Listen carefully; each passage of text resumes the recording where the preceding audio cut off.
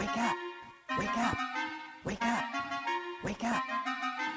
It's about seeking truth. It's about speaking truth. It's about keeping it real. That's what we do at Truth Seeker Nation. We keep it 100. Real talk all the time. Let's get it.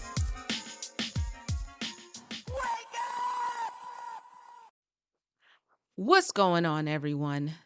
Thank you for tuning in to another episode of the Truth Seeker Nation podcast. My name is Tawana, and I am your host.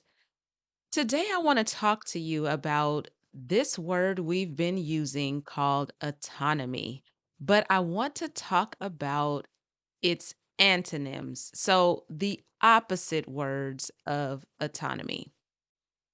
There's a lot of different antonyms, but some of the ones that I found are dependent, unfree, subject, non self governing, and captive.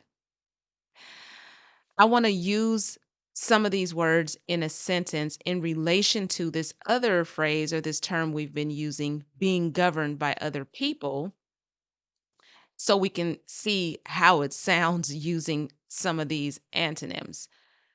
So, for example, if we're not autonomous, one of the words I mentioned was dependent. That would mean we are dependent on other people. Another word, subject to other people, captive to other people.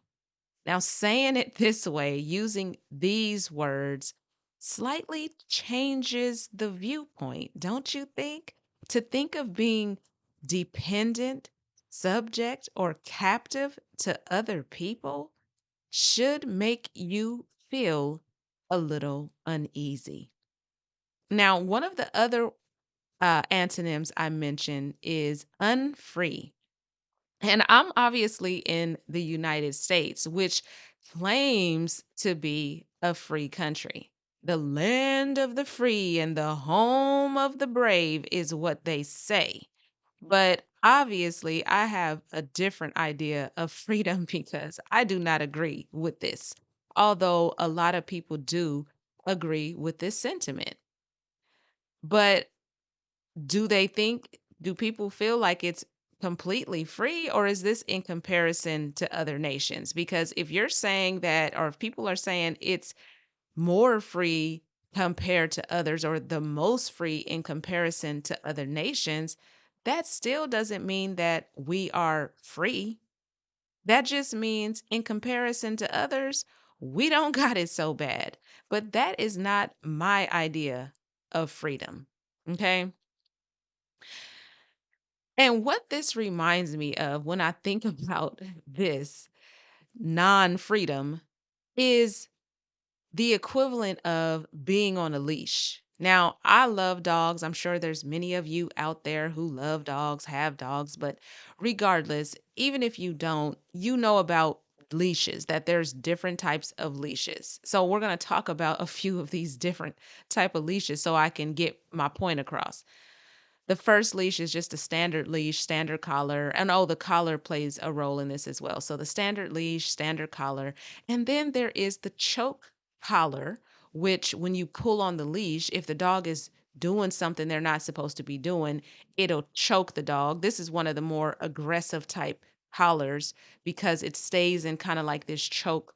It has this choking feeling on the dog, but not very tight until you pull it, but it's one of the more aggressive type training tools. And then there is the martingale leash collar combo, which this one is used when you're out walking the dog. And if they start pulling too much, it will tighten up around their neck. So this is kind of used to curb that pulling behavior. And then there is my personal favorite, the retractable leash. Now, this one has a span of about 4 to 30 feet. So if you kind of let it just stay loose, the dog can just roam out very far, about 30 feet, or I don't know if some of them may be a little more, but just roam away from you. They can go out and, go into the neighbors' yards and smell and, dig or whatever it is that they want to do. but they feel a lot freer when they're on this leash because they have so much more room to go out and roam, right? And so the way I look at this in comparison to these countries is that some countries have more of a chokehold on their citizens, meaning that these people are definitely not free. They do not have much freedom. Their country or their leaders or whatever are very strict.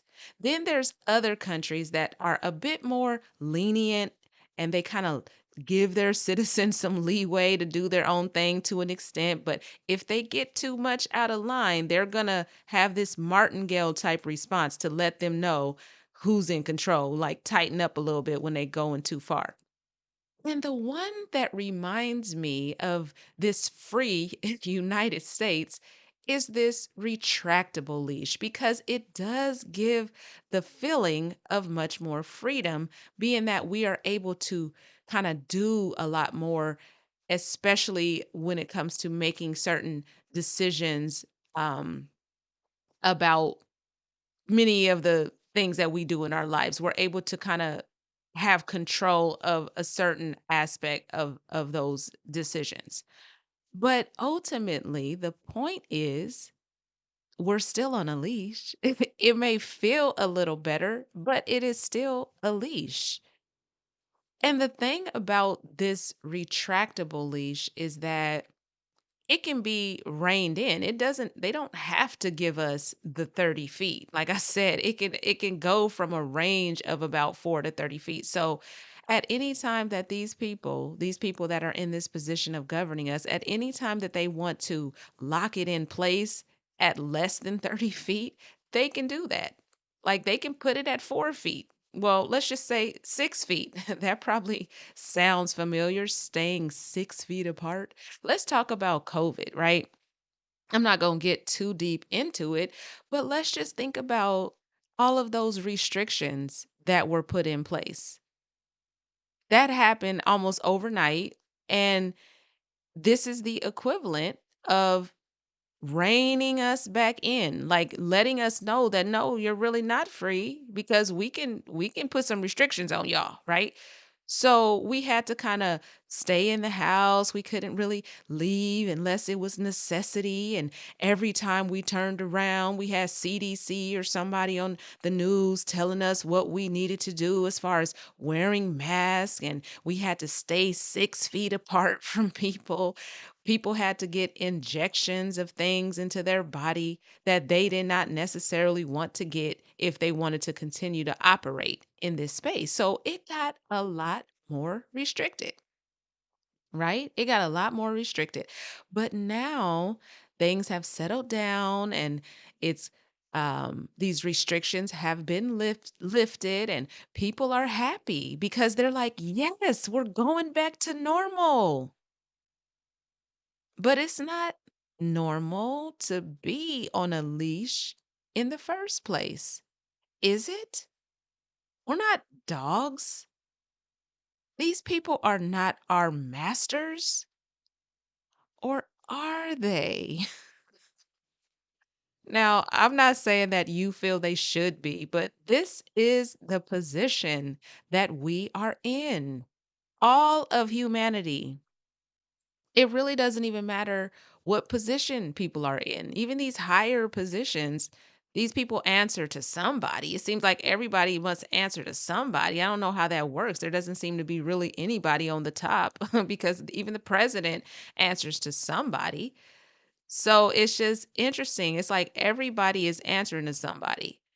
Even in these free, quote unquote, free United States, we are on a leash in relation to other people, meaning that as a result of them doing their job, whatever that job is, we are in a position of lack of freedom or where we are restricted. And this does not necessarily mean that we can't do things. It also can mean that we have to do certain things. So, for example, we may be compelled. to do things that we didn't think about doing or wouldn't normally do or don't necessarily want to do, but have to do, such as paying certain fees and fines and taxes. Yes, those lovely taxes, especially homeowners. This is such a slap in the face to think of paying taxes on your own home that you pay for. And the nerve, it's like 30 years. The mortgage is 30 years that you got to pay, but you also got to pay taxes. And on top of that, pay the shit off and you still got to pay taxes.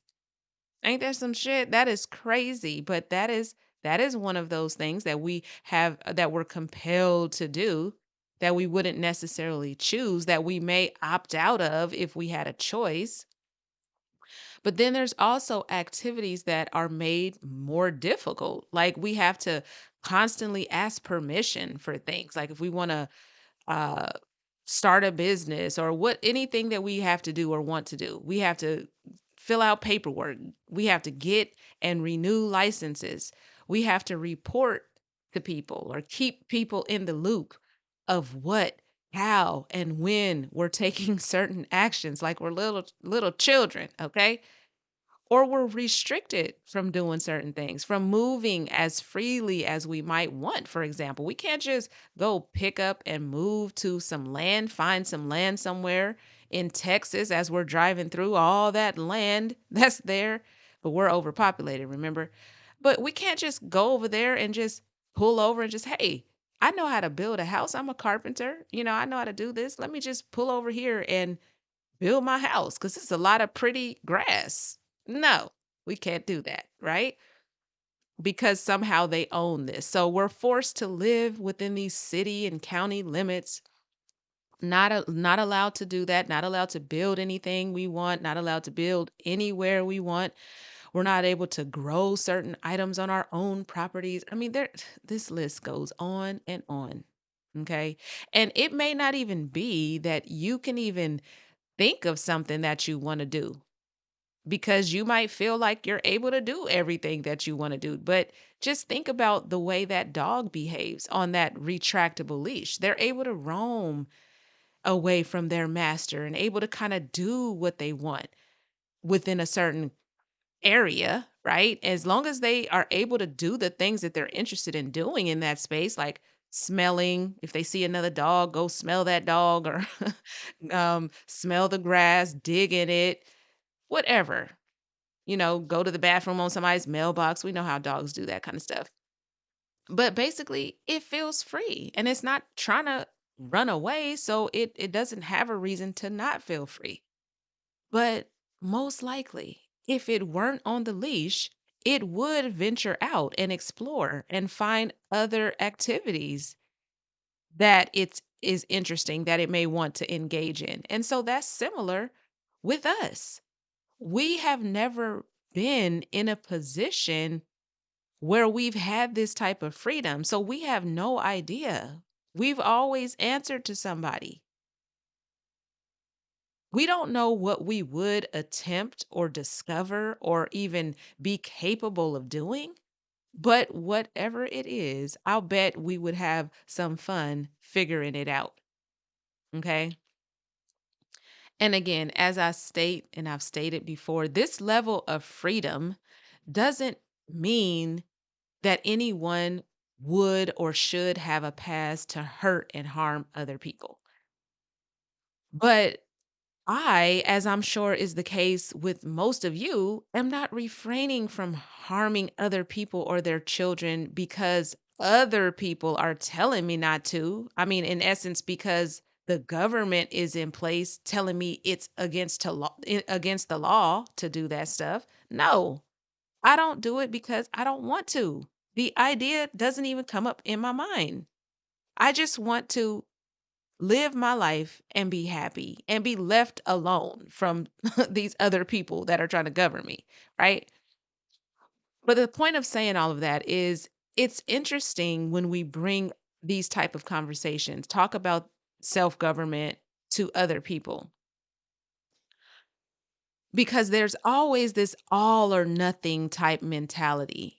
Like there's no balance in the response. Like self-government doesn't mean scrap everything. But it's like that's what they believe we're saying. Like we want to their self-government, is an option or should be something we should be able to do. And then they go to no, this is why we need government. We need laws because otherwise it would be anarchy. And their idea of anarchy, you can tell based on how it's said, is normally fear based. They're not thinking of this as a good thing, right? Which is funny. It's interesting because there is this noun um, called anarchism, which comes from the word anarchy. And I'm going to read this definition before I read the definition of anarchy.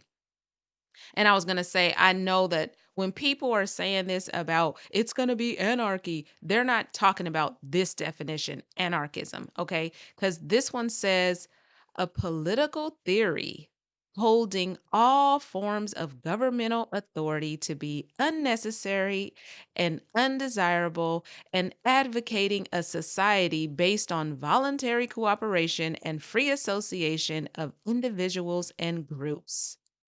First of all, a political theory, why is it a theory? Like, I know why they're using that word, just like with conspiracy theory, it makes it sound like it's something that is fake or it doesn't have really a basis. It can't really happen. This is just a theory. But it said that all forms of governmental authority are unnecessary and undesirable.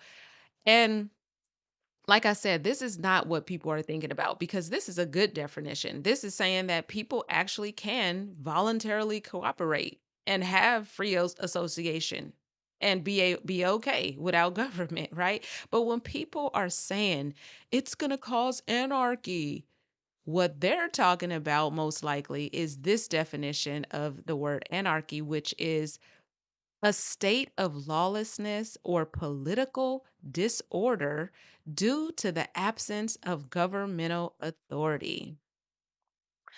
Okay, so let's start on this part, political disorder. What exactly kind of disorder are they talking about? Like, okay, there's not a political system. People aren't voting in this system anymore. It's all this disorder. There's chaos with that. People are not sending their children to these schools anymore because they just they're opting out of doing that. So there's no order.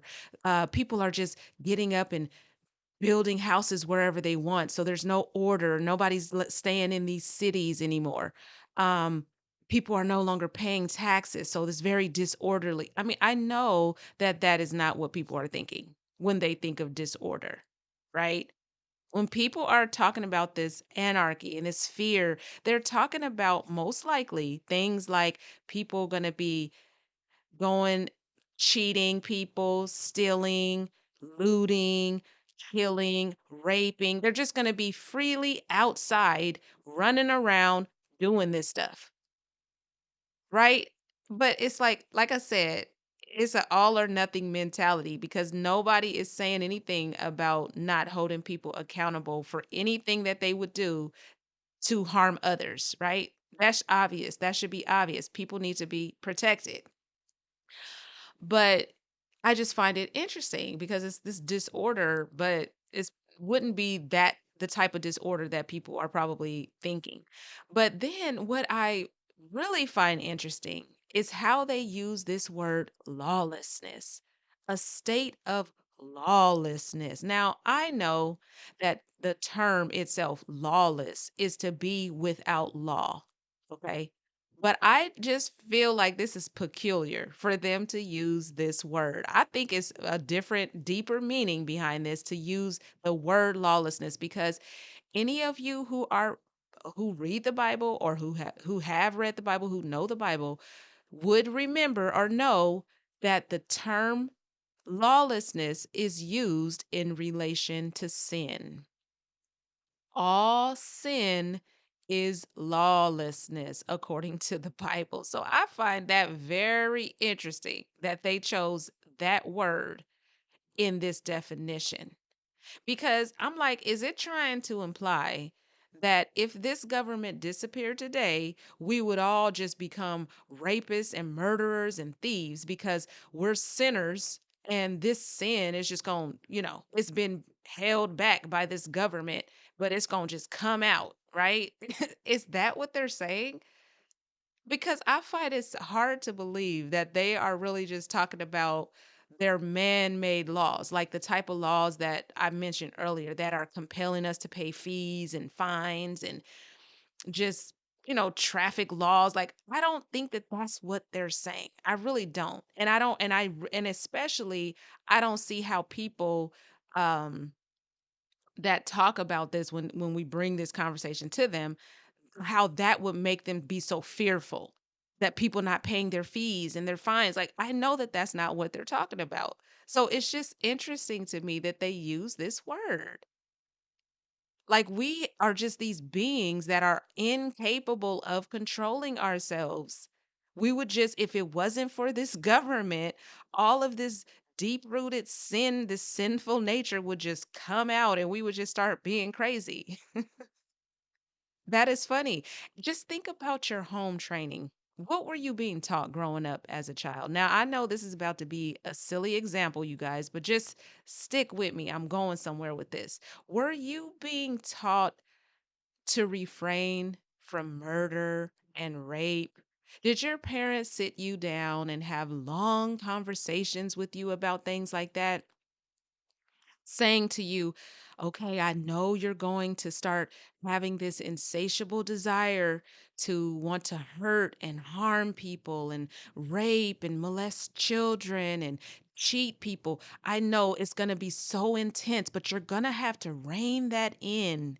Rein this sinner in. We're trying to help you so that you don't do those things because you're not supposed to do that. As an adult, you're not supposed to do that.